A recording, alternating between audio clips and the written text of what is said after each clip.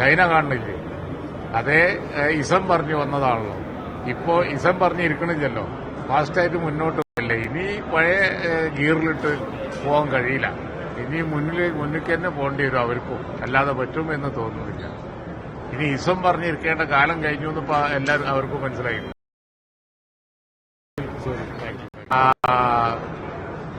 2001 സബ്മിറ്റും അതുപോലെ തന്നെ 2013 സബ്ജക്റ്റും, അതായത് ആന്റണി ഉമ്മൻചാണ്ടി ഗവൺമെന്റിന്റെ കാലത്തും ഒക്കെ ഉണ്ടായിരുന്ന സബ്മിറ്റുകൾ.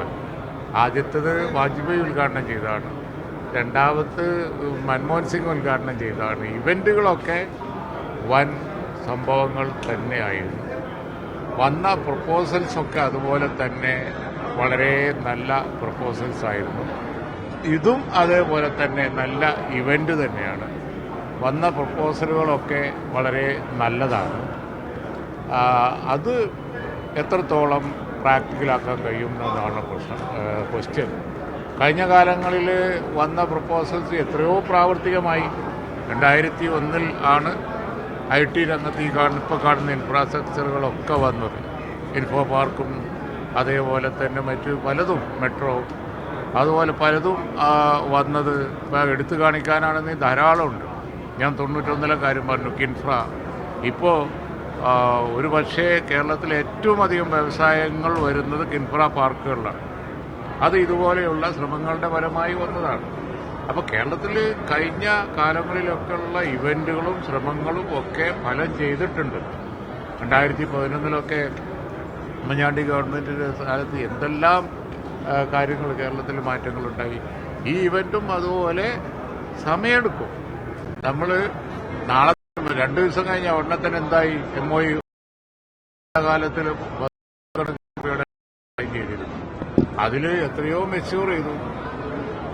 അതേപോലെ തന്നെ എത്രയോ ഇപ്പോ പകുതി വഴിയിൽ ഇനി മെച്യൂർ ചെയ്യാനുള്ളതുണ്ട്. അതേ പ്രപ്പോസൽ തന്നെയാണ് ഇവിടെയും വരുന്നത്. ഇപ്പോൾ കാണുന്നില്ല ലുലു ഗ്രൂപ്പ്, നമ്മൾ നിൽക്കുന്ന ലുലു, പിന്നെ മാള്, അതുപോലെ തന്നെ ഹോട്ടൽ, അതുപോലെ തന്നെ കൺവെൻഷൻ സെന്ററുകൾ, ഇതൊക്കെ ആ കാലത്ത് നടന്നതല്ലേ. ഇപ്പോൾ ഇവിടെ സൈൻ, അപ്പോൾ അതൊക്കെ സംഭവിച്ചോളും. നമ്മൾ നെഗറ്റീവായിട്ട് കാണണ്ട. ഞങ്ങളെ കാലത്ത് സൈൻ ചെയ്ത പ്രോജക്റ്റുകൾ എത്രയോ ഇപ്പോൾ കേരളത്തിൽ തലയെടുപ്പോടെ ഉയർന്നു നിൽക്കുന്നുണ്ട്. ലുലു മാളുകളും പിന്നെ ആസ്ട്രും അതുപോലെ തന്നെ അനവധി പിന്നെ ഇൻവെസ്റ്റ്മെന്റും ഒക്കെ ഇപ്പോൾ ഇവിടെ പറഞ്ഞ 1.5 വലിയ കോടിക്കണക്കിന് രൂപയുടെ ഇൻവെസ്റ്റ്മെന്റ് ആ തരത്തിൽപ്പെട്ടതാണ്. ആ തരത്തിൽപ്പെട്ട ഇൻവെസ്റ്റ്മെന്റ് വന്നതാണല്ലോ കേരളത്തിലുണ്ടായ മാറ്റം. 91 വന്ന ഏറ്റവും എടുത്തു പറയേണ്ട ലോകത്തിന് മാതൃകയായ ഒരു PPP പ്രോജക്റ്റാണ് കൊച്ചിൻ ഇന്റർനാഷണൽ എയർപോർട്ട്. അത് ഇതേപോലെ ഇൻവെസ്റ്റ്മെന്റ് അട്രാക്ട് ചെയ്ത് കൊണ്ടുവന്നതാണ്. ഇൻവെസ്റ്റേഴ്സിനെ ഡയറക്ടറാക്കി കൊണ്ടുവന്നതാണ് Cochin international airport PPP model. ഇത് കേരളത്തിൽ നടന്ന കാര്യങ്ങളാണ്.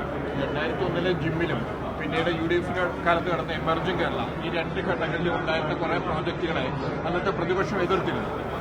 ഇപ്പം UDF സ്വീകരിക്കുന്ന നിലപാട് അന്ന് പ്രതിപക്ഷം സ്വീകരിച്ചിരുന്നെങ്കിൽ കേരളത്തിൽ കുറച്ചുകൂടി നമ്മൾ എവിടെയോ എത്തുമായിരുന്നു. അത് നമ്മൾ യാഥാർത്ഥ്യങ്ങൾ മറച്ചു വെച്ചിട്ട് കാര്യമില്ല. ഞാനിന്ന് ഈ വേദിയിൽ എൻ്റെ പ്രസംഗത്തിലും പറഞ്ഞു.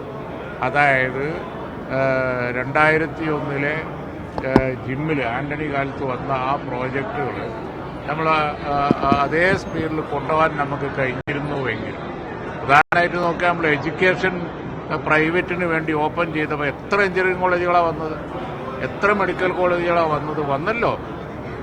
കേരളത്തിലുണ്ടല്ലോ. അല്ലെങ്കിൽ കേരളത്തിൽ എവിടെയാണ് പ്രൈവറ്റ് മെഡിക്കൽ കോളേജ് ഉണ്ടായിരുന്നത്? ഇപ്പം നമ്മൾ പറയുന്നുണ്ടല്ലോ, എല്ലാ മെഡിക്കൽ ആസ്ട്രും അതും ഇതൊക്കെ നമ്മൾ പറയുന്നുണ്ടല്ലോ. ഒന്നും ഉണ്ടായിരുന്നില്ലല്ലോ. അതിനെ തുടർന്നല്ലേ വന്നത്. അന്നത്തെ പിന്നെ ഇൻവെസ്റ്റേഴ്സ് മീറ്റിൽ വന്ന പ്രപ്പോസലാണ് എഡ്യൂക്കേഷൻ ഓപ്പൺ ചെയ്യണം എന്നുള്ളത്. ഓപ്പൺ ചെയ്തു, എതിർപ്പുണ്ടായി. പക്ഷെ അന്ന് പ്രതിപക്ഷത്തിൽ നിന്ന് ആ സഹകരണം കിട്ടിയിരുന്നില്ല. അതൊരു വസ്തുതയാണ്. അത് അവർക്കും അഡ്മിറ്റ് ചെയ്യുന്നതാണ് നല്ലത്. ആ കാലത്ത് ആ ഒരു കൾച്ചർ ഉണ്ടായിരുന്നില്ല. IT-ക്ക് പോലും techno park, private techno park ബാംഗ്ലൂരിലും ചെന്നൈയിലും ഒക്കെ ധാരാളം വന്നപ്പോൾ ഇവിടെ അതേ സ്പീഡിൽ വന്നില്ല. അത് അന്നത്തെ പ്രതിപക്ഷം അതിന് സപ്പോർട്ട് ചെയ്യാത്തതുകൊണ്ട് തന്നെയാണ്. ഞങ്ങൾ പക്ഷെ സപ്പോർട്ട് കൊടുത്തിരുന്നു. അപ്പോഴേക്ക് പിന്നെ ഡിലേ ആയി.